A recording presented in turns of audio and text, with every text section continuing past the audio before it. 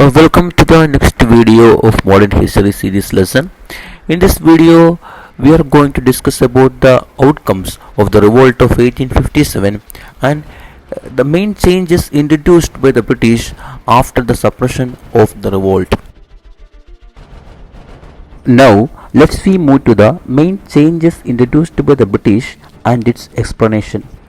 Before the revolt of 1857, the administration of India was done by East India Company.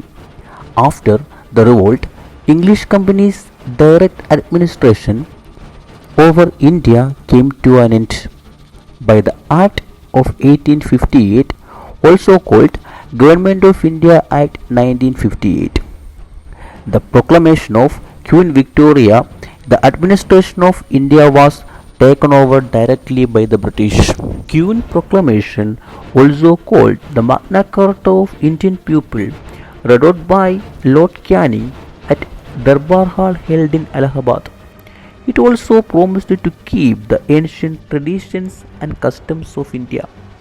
We know before the revolt of 1857, the policies of English East India Company to India's tradition and customs really hurted the sentiments of Indian people. The social, religious, immediate and the political causes of the revolt are the main example for this. British allowed the Christian missionaries enter into India and carry on their mission. This all developed the suspicion that the government was trying to convert Indians to Christianity and the pure infringement of Indian tradition and cultural freedom. Hence, after the revolt, British also promised to keep the ancient traditions and customs of India.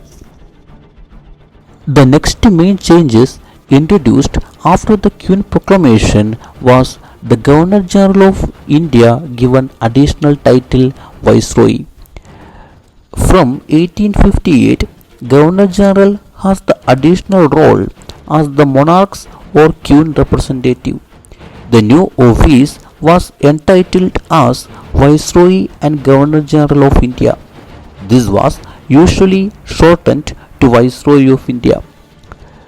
The Lord Canning was a British statesman and the Governor General of India during the rebellion of 1857.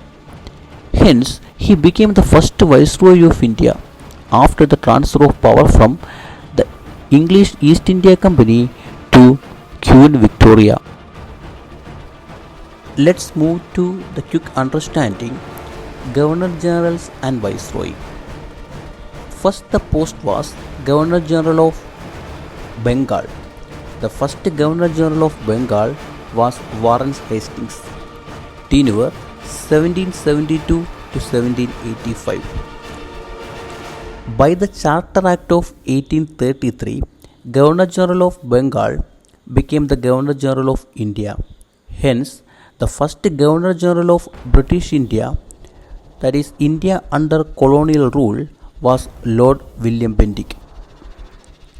The first Viceroy of British India from 1st November 1858, a date of Queen Proclamation, was Lord Canning.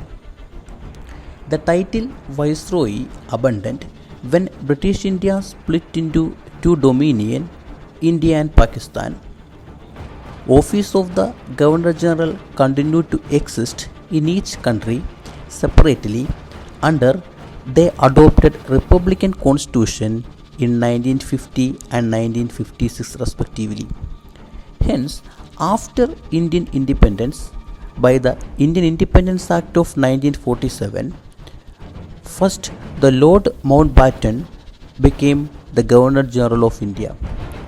Hence, the first Governor General of independent India, Lord Mountbatten, from 15th August 1947 to 21st June 1948.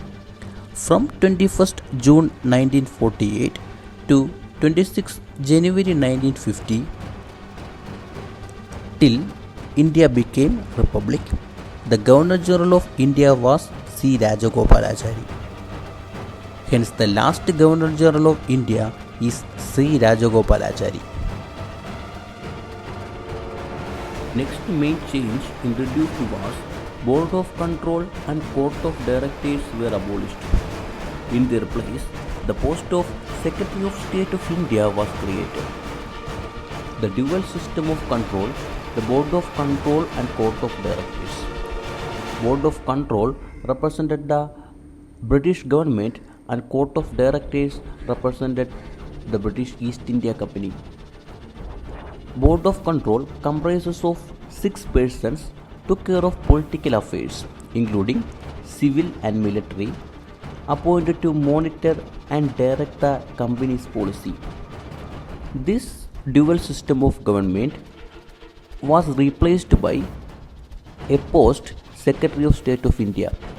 Secretary of State of India, a British cabinet minister and political head of the India office responsible for the governance of British Indian Empire. The new office of the Secretary of State created after the Government of India Act 1858 vested the complete authority of control. He also the member of a British cabinet and was accountable to British Parliament. The first Secretary of State hence appointed was Lord Edward Henry Stanley. The next change was Indian Army was thoroughly reorganized. Before the revolt of 1857, Indian Sipahis were formed 87% of British troops. After the Proclamation, it reorganized with high proportion of Europeans in it and responsible for using artillery and the field. The policy of annexation of Lord Dalhousie and his doctrine of lapse was the main political causes for the outbreak of the revolt. Hence, after the Queen Proclamation, Indian princes were given a right to adopt. That is, adopt a son as the legal heir was accepted, and the doctrine of lapse was abolished.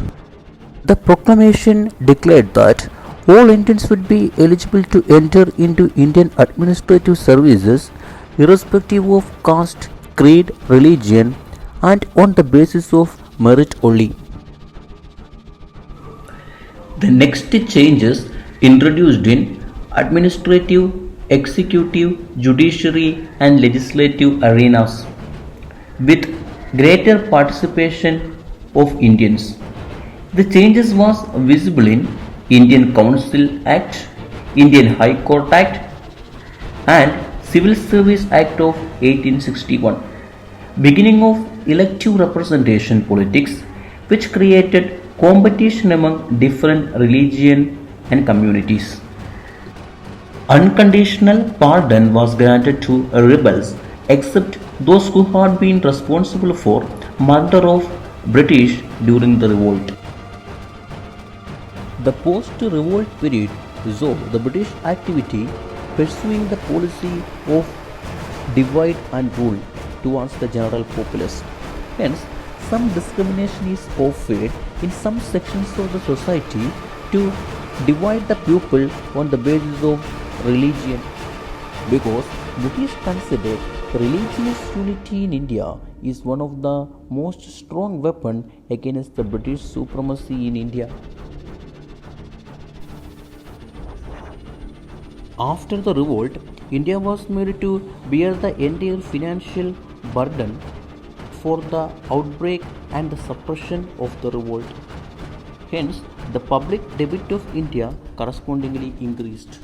In the next video, we will discuss all the objective type questions in 1857 revolt.